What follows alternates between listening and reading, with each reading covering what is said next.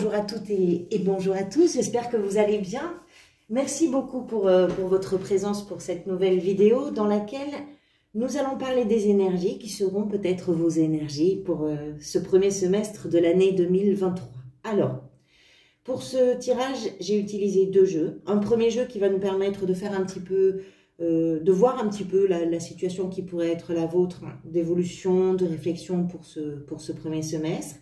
Et un deuxième jeu dont je n'ai utilisé que les arcanes majeures pour permettre d'avoir un arcane du mois de janvier jusqu'au mois de juin, un arcane par mois, que nous reprendrons bien évidemment lors des lectures mensuelles. Voilà pour les explications.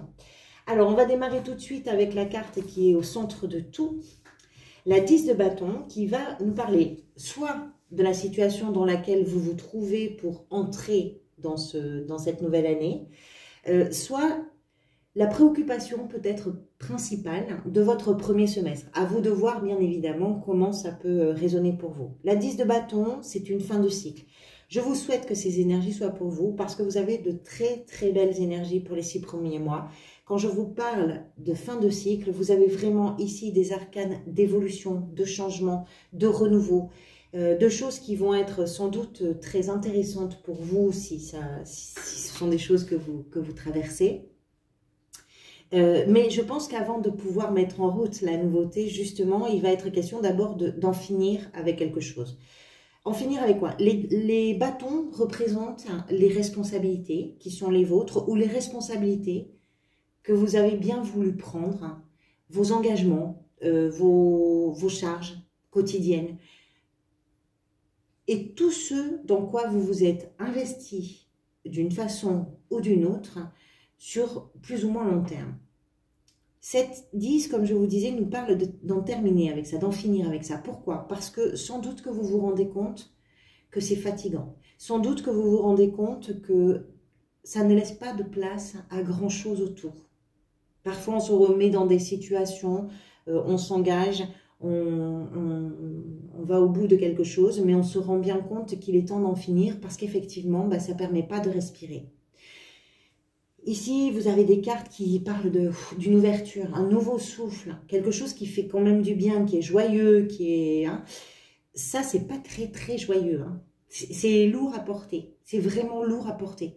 Alors, ça nous explique également que vous ne lâcherez pas. C'est-à-dire que ce qui est à finir d'une façon ou d'une autre, que ce soit un engagement, que ce soit professionnellement, que ce soit dans une relation ou tout simplement dans une façon que vous avez de vivre, que vous avez peut-être envie de changer, quoi que ce soit dont il est question pour vous, vous allez aller au bout. Vous n'allez pas laisser tomber ni les gens, ni les situations, ni ce que vous avez mis en chantier. Vous allez aller au bout. Il y a une forme de conscience avec cette 10 de bâton qui fait qu'effectivement, on ne lâche pas. On n'est pas là pour lâcher. On va aller au bout. Mais par contre, je pense que pour vous, là, le bout, il est important de l'atteindre, il est important d'y arriver. Vous devez être fatigué, vraiment lessivé. Parce que ça pèse.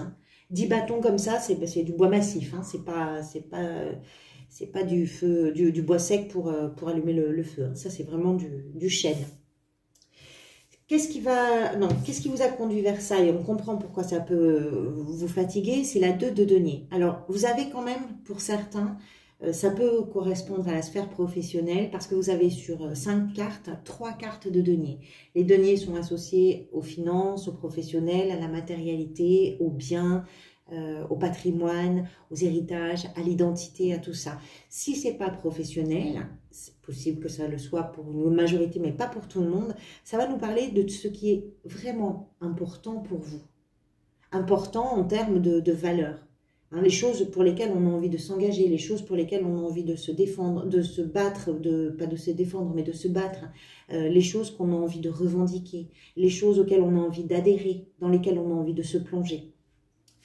La 2 de denier nous explique que vous avez jonglé. Alors, soit vous avez couru après l'argent, soit vous avez couru après le temps, soit vous avez couru après vous-même parce que vous avez été obligé de... Je pense que vous avez été obligé de faire un effort d'adaptation, si ça vous parle bien évidemment, un effort d'adaptation dans des situations dans lesquelles vous vous êtes senti coincé. Et c'est peut-être pour ça d'ailleurs, probablement même, que vous êtes en train de vous dire, là, je ne redémarre pas comme ça.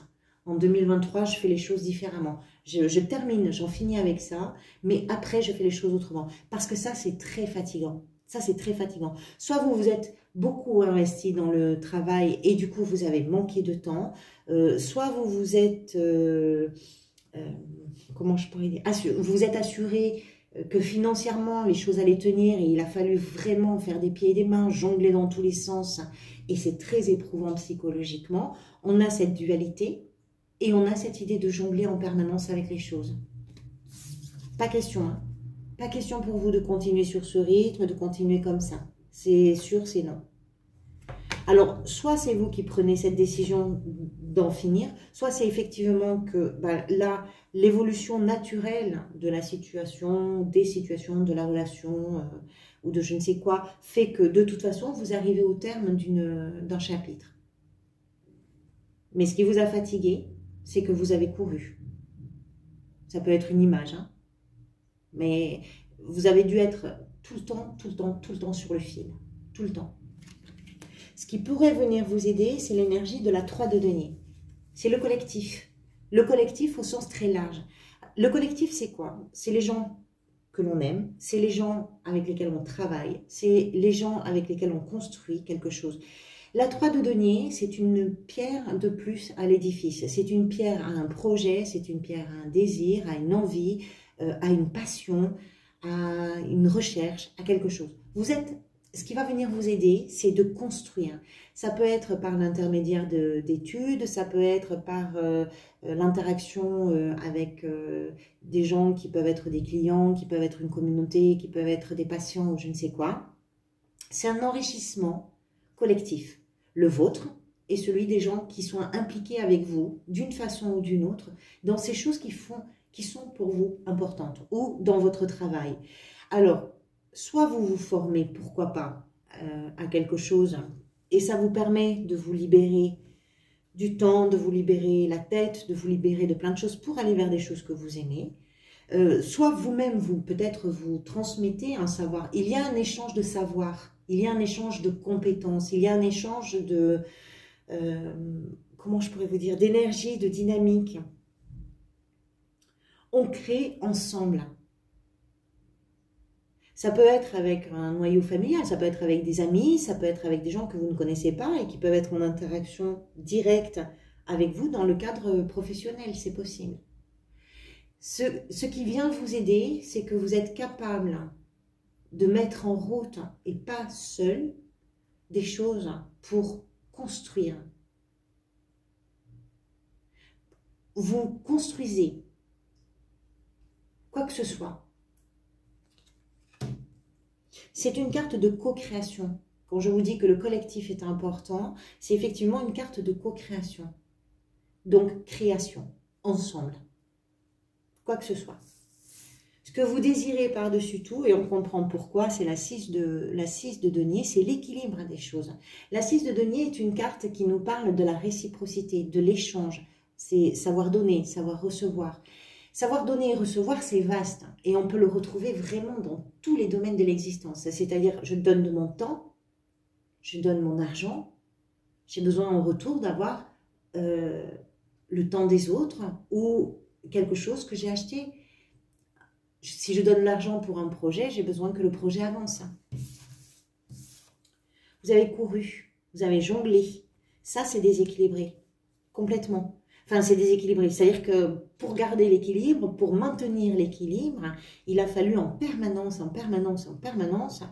faire le pitre, jongler, adapter, s'adapter tout le temps, avec des choses qui n'étaient pas forcément de votre responsabilité, même si ça a engagé vos responsabilités. Mais vous avez parfois dû jongler peut-être avec des situations que vous ne souhaitiez pas vivre. Ce que vous voulez là, c'est que ça s'équilibre. Vous voulez un équilibre peut-être entre votre temps de travail et votre vie privée, peut-être entre vos efforts et les finances que ça peut vous rapporter. Peut-être, vous comprenez l'idée. Ce que vous voulez, c'est vous y retrouver entre ce que vous donnez et ce que vous recevez. C'est que justement, si vous avez des choses à créer avec d'autres, à augmenter, à potentialiser avec d'autres personnes, quel que soit le chemin que vous prendrez pour ça, vous avez besoin que ce soit équilibré, que ce soit juste pour tout le monde. Je ne sais pas quel est le déséquilibre que vous avez rencontré. Est-ce que c'était un déséquilibre financier? Est-ce que c'était un déséquilibre personnel? Je ne peux pas vous dire. Mais par contre, ce que je comprends dans ce tirage, c'est que si ça vous parle, hein, c'est vraiment l'idée de raisonner quelque part tout ça. Et que chacun puisse y trouver quelque chose. C'est pas un seul ou une seule qui est en souffrance au milieu de tout le monde ou de toutes les situations pour arriver à faire que... Non, il faut que tout le monde puisse s'y retrouver, y compris vous. Ce vers quoi vous allez, l'as d'épée, qui est l'émergence vraiment, je pense que vous faites la place, c'est ça aussi. Ce que vous êtes en train de terminer là, c'est quelque chose qui vous permet de laisser la place à l'émergence. Les épées sont associées au mental, aux idées, à la réflexion et à la communication. Il est possible que, si c'est professionnel, mais même si ça ne l'est pas d'ailleurs, ce soit très lié à une forme de communication, quelle que soit la communication. Cette tasse d'épée nous parle de la nouveauté qui arrive. C'est Eureka, c'est la bonne idée, c'est le génie, c'est l'éclair, c'est le coup de foudre, c'est quelque chose qui vous donne envie de vous... Comment je pourrais dire, de vous former, de compléter, d'arriver à atteindre un niveau plus expert, de peaufiner les choses, de les clarifier, de trancher dans les... Et si vous n'avez pas pu trancher, il fallait aller au bout de toute façon. Vous n'aviez sans doute pas le choix, cette situation-là. Ouais, j'y vais pas, je tiens bon, ça va tenir, ça va tenir, ça va tenir. Oui, ça va tenir jusqu'au bout. Une fois qu'on est arrivé au bout, on ne recommencera pas. Ça ne sera plus pareil. Vous laissez la place de ça. On verra ce que ça peut raconter. Mais c'est possible que ce soit une nouvelle idée professionnelle. Quelque chose en tout cas qui émerge. Ça, c'est sûr. Alors, les arcades majeures. Le mois de janvier, vous avez les amoureux. Les amoureux va pouvoir représenter plusieurs choses. Si on repart sur l'idée de la dualité, c'est possible qu'au mois de janvier, vous soyez encore dans des hésitations. C'est tout à fait possible. C'est-à-dire que quand vous êtes en train de terminer quelque chose, voilà, on arrive au bout, qu'est-ce qu'on fait? Qu'est-ce qu'on aime? Qu'est-ce qu'on n'aime pas? On comprend que vous avez besoin de vous y retrouver. Ça veut dire que des questions aussi vont se poser en termes de vibration. Qu'est-ce que je veux? Qu'est-ce que je ne veux pas? Qu'est-ce qui me permet de grandir? Qu'est-ce qui me permet de peaufiner? Qu'est-ce qui me permet d'améliorer les choses, la situation, l'apprentissage, les connaissances, etc. avec d'autres? Et qu'est-ce qui me permet aussi de me sentir bien à ma place? C'est possible qu'elle représente ça. Les amoureux peuvent également représenter une personne qui, au mois de janvier, aura pour vous une importance vraiment remarquable, en ce sens que ça peut être quelqu'un, un partenaire ou une partenaire, mais ça peut être aussi quelqu'un de votre entourage, professionnel, familial ou amical, peu importe, qui va vous permettre d'aller vers des émotions, on va dire, et des vibrations qui sont totalement comment je pourrais vous dire, qui sont totalement fusionnels avec vos rêves, avec vos envies, avec vos désirs. Ça peut être un coup de foudre, pour certains et certaines. Pourquoi pas? Je ne pense pas que ce soit ça, mais ça peut être ça aussi. On verra bien évidemment avec les cartes qui vont accompagner, ça va compléter. Ça, c'est pour le mois de janvier. Au mois de février, vous avez le fou. Quand je vous disais que vous aviez de très très belles énergies, le fou, c'est un peu comme l'as, c'est le début de quelque chose. Au mois de février, peut-être que vous avez cette possibilité d'en finir avec ce cycle qui pèse, mais qui a bien pesé, qui vous a bien fatigué. Hein. Je pense que... Et de mettre vraiment le pied dans l'inconnu. Vous avez terminé, je pense qu'entre janvier et février, vous êtes débarrassé de quelque chose qui vous a maintenu comme ça pendant un moment ancré dans un endroit et sans pouvoir vous en échapper. Là, tout d'un coup, c'est la porte qui s'ouvre, les fenêtres qui s'ouvrent et le vent qui s'engouffre et vous vous laissez porter. Hein. C'est vraiment ça le fou. C'est-à-dire qu'on a ce sentiment de liberté et de libération pour aller vers des choses que l'on ne connaît pas, pour sortir aussi de sa zone de confort, pour aller vers l'inconnu. Peut-être voyager, peut-être vous lancer dans un nouveau projet, peut-être laisser la place à laisser de toute façon la place à la nouveauté. Ça va nous amener au mois de mars vers des changements qui sont importants. Pourquoi ?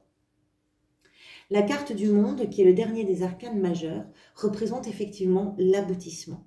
Quelque chose qui se réalise.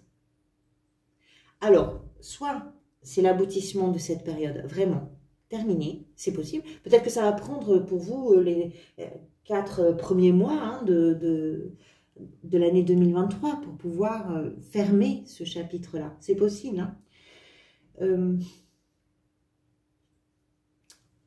Je les aurais vus presque dans l'autre sens, c'est-à-dire le fou après le monde. On termine et on démarre. Vous le faites à l'envers. Vous démarrez et du coup, vous terminez quelque chose. Comment c'est lié, on le verra. Mais le monde nous explique que vous êtes vraiment en pleine réalisation. Le monde, c'est un tout. Donc, ça va concerner des choses assez importantes probablement dans votre vie et ça peut vraiment vous amener à des changements importants. En avril, ce sont les changements. C'est la roue de fortune. Ce sont des changements qui sont inévitables parce qu'on part toujours du principe avec cette énergie-là de la roue de fortune que c'est la vie. C'est-à-dire que ce n'est pas forcément vous qui mettez en route les changements. Ils sont occasionnés par des circonstances, ils sont occasionnés par la vie, ils sont occasionnés par des rencontres et ce sont de vrais changements. C'est-à-dire que vous avez, en tout cas sur le premier semestre, et si ça vous parle, vous pourriez être dans une situation vraiment de changement d'époque, de changement d'étape. Vous entrez dans une nouvelle phase de votre existence. Ça peut être marqué par plein de choses, hein. Ça peut être marqué par une situation familiale qui change, mais qui pour vous est bien en ce sens qu'elle permet d'avoir du temps, elle permet de rééquilibrer les choses, ça permet de faire évoluer les choses, de les terminer et de pouvoir justement accueillir le changement. La roue de fortune, on dit souvent qu'il y a un facteur chance qui l'accompagne. Je pense que c'est le cas pour vous.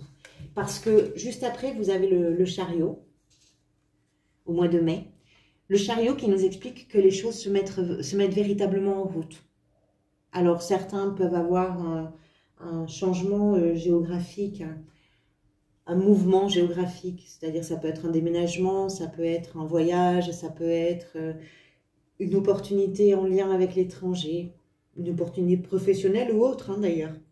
Le chariot, en tout cas, nous explique qu'il y a vraiment février, mars, avril, mai, quelque chose, c'est pas du tout, j'allais dire, la machine à laver, mais j'aime pas l'idée parce que la machine à laver, on a l'impression que l'essoreuse, elle est pas agréable. Vous, c'est pas ça, hein, c'est pas ça. C'est-à-dire qu'il y a quelque chose qui se met en mouvement, qui est incontournable. Vraiment, c'est comme ça, c'est l'histoire de votre vie, en fait. C'est un peu votre destin, d'une façon ou d'une autre, qui se met en route, qui vous amène des changements importants, mais je pense que ces changements, de toute façon, vous étiez prêt ou prête à les accueillir, puisque ça, je n'en veux plus. Vous aviez besoin, envie d'autre chose. Quoi que ce soit dont il est question pour vous. Le chariot met en route. Le chariot, c'est un véhicule. Donc, un pied vers l'inconnu, on termine quelque chose, ça déclenche des changements et on fixe les objectifs. On met le point, on fait le point, pardonnez-moi, sur les objectifs. Et on se lance. Et on y va. Avec beaucoup d'envie, beaucoup de détermination, beaucoup de... Voilà, j'y vais, c'est sûr, j'y vais. Quelque chose comme ça. Et au mois de juin, l'ermite, qui peut-être est un temps de recul sur ce que vous venez de vivre. Si ça vous concerne, si ces changements vraiment sont des changements importants de vie, vous aurez peut-être effectivement besoin de prendre le temps de comprendre ce que vous venez de vivre. L'ermite, c'est ça, c'est-à-dire que l'ermite va faire la lumière, va éclairer, pour permettre de comprendre, pour permettre d'apprendre. C'est une leçon de vie, c'est un sage, C'est le sage qui est en chacun et en chacune de nous, qui nous permet de comprendre de notre histoire, de nos expériences, pour aller vers des choses différemment. La roue de fortune, le monde, le fou, le chariot, ça bouge, hein, ça brasse. Hein, c'est pas quelque chose qui... quand le mouvement s'enclenche, là, vous avez 4 mois où ça va remuer, hein, ça va remuer bien comme il faut.